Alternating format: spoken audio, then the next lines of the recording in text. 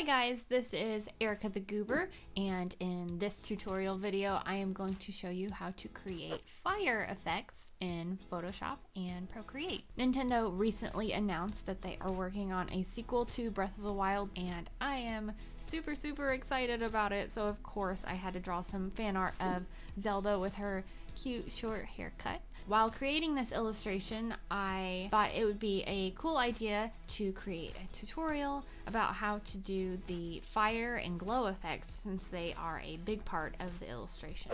With that being said, let's jump right into the tutorial. Before we actually start playing with fire, I thought we would go over a basic glow effect tutorial. It's a really good idea to practice this because you can do it very quickly and it's super easy.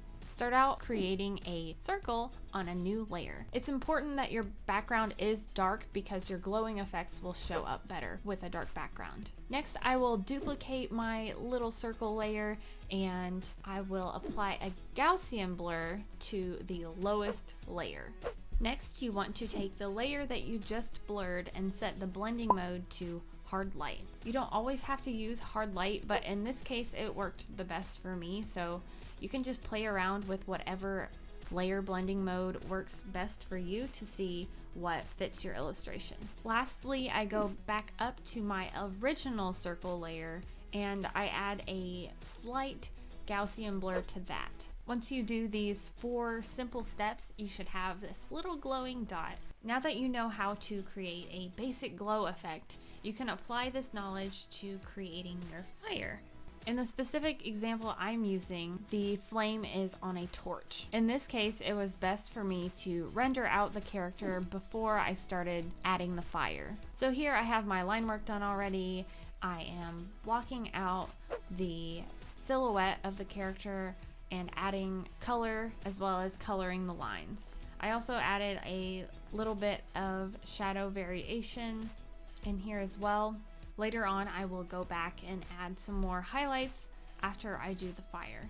By approaching it this way, I won't have to do a whole lot of cleanup work afterwards. So you want to start out by creating a very fluid flame shape. For this one, I referenced a screenshot of the trailer, which can be seen at the bottom right of my canvas. You want the flow of your fire to make sense with the rest of your illustration. So here, I have her hair kind of like blowing in the wind as well as her cape, so I have the fire going in that same direction. You want to make sure you completely color your flame in a flat color. This will be important later. And one more thing, in the case that you are drawing fire on a torch, like in this drawing, you should put the fire layer behind the torch. Next, we are going to add a little bit of variation to our flame by creating a new layer and making that a clipping mask onto our base fire layer. So here I'm just going to add some oranges, some red oranges, and some yellows to this flame. You want to keep in mind that the outside of the flame is going to have more reddish orange colors, and towards the inside of the flame it's going to be a yellow orange, a yellow, or even like a yellow white color. After you've made your flames look a little bit more interesting, you're going to want to copy that base layer. I adjusted mine to be a reddish orange color since it is going to show up on the outside of the flame. Then I'm going to take this layer and add a Gaussian blur to it. Then you want to set it to hard light, just like in our glow tutorial. Now you should see the glow effect of the fire start to happen. Next, you want to merge your original base layer and your clipping mask and then duplicate them. Then move that merged layer on top of your illustration. I changed this layer to hard light and lowered the opacity afterwards. If your flame is not on a torch or something of that nature, you can skip this step just because it's mainly to convey that the fire is all around this object and not just behind it. Next, we are going to apply a motion blur to your duplicated layer that will help give your fire a sense of flow and movement. For the finishing touches, I added a new layer and did a little bit of painting over top of that to make the fire seem more opaque and like it's on the torch. Then I used a spatter brush to add some little spark effects coming off of the fire. And that's how I created my fire effects in this Zelda piece.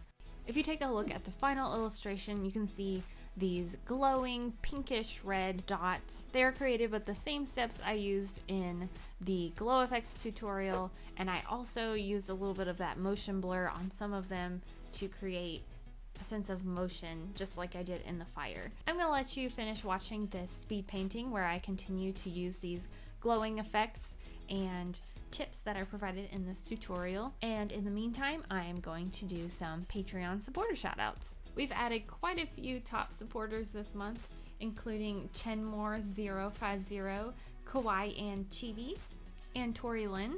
I'd also like to welcome Digital Julia and Accio Pins to the monthly print and sticker club. They both received this limited edition print and sticker for the month that they joined. If you'd like to see your name up here in the credits and receive this month's limited edition print and sticker, be sure to check out my link to the Patreon below. Oh, I almost forgot that these Patreon supporters will also be receiving a tutorial and video guide that goes along with this tutorial video. Thank you all so much for your support. It really means a lot to me, and it allows me to continue to make tutorial videos like this. I hope everyone watching this enjoyed the video and learned a little bit. If you did, please let me know by leaving a like on this video and subscribing to the channel. And on that note, I will talk to you in the next video. Bye!